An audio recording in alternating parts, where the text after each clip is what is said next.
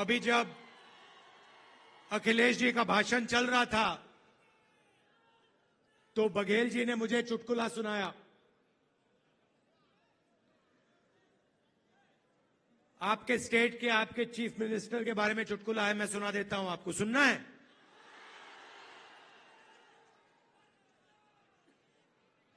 तो आपके चीफ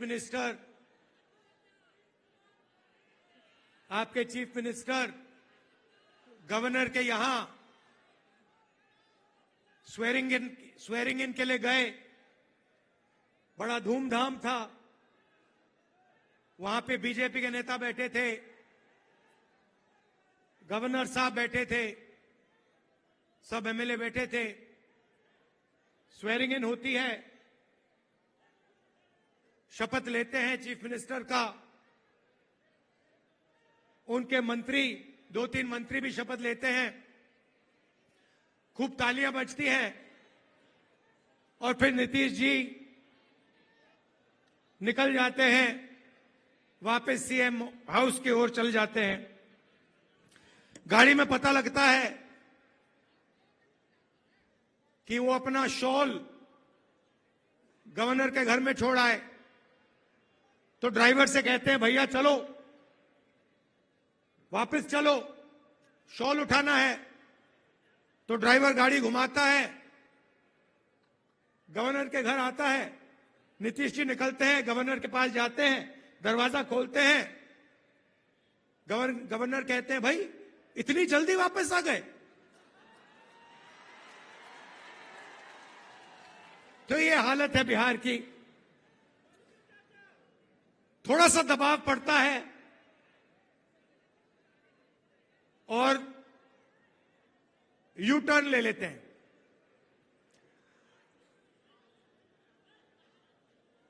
दबाव क्यों पड़ा? क्योंकि बिहार में हमारे गठबंधन ने एक बात जनता के सामने रखी है। इस यात्रा में हम 5 न्याय की बात कर रहे हैं। उनमें से एक न्याय,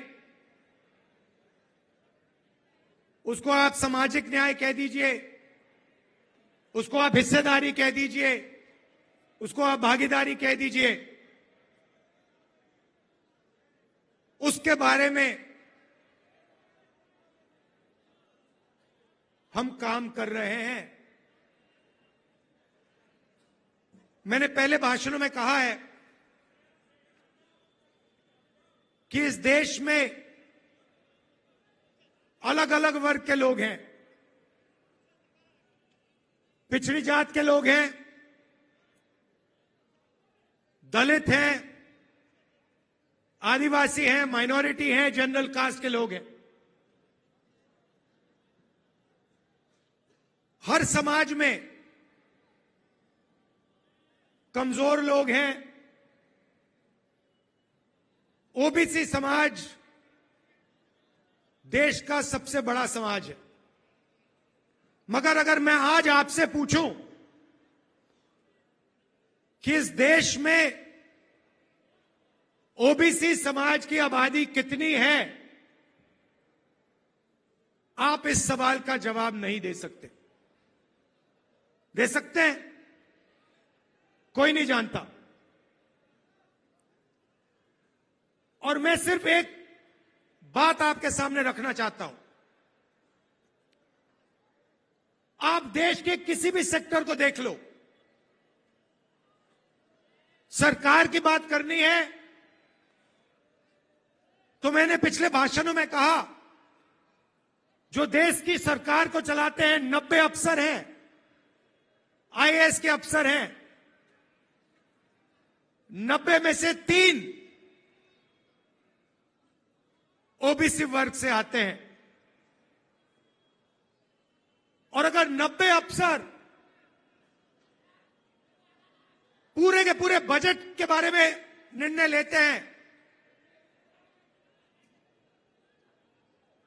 तो ये ओबीसी अफसर 100 रुपए में से 5 रुपए का निर्णय लेते हैं। तो सरकार में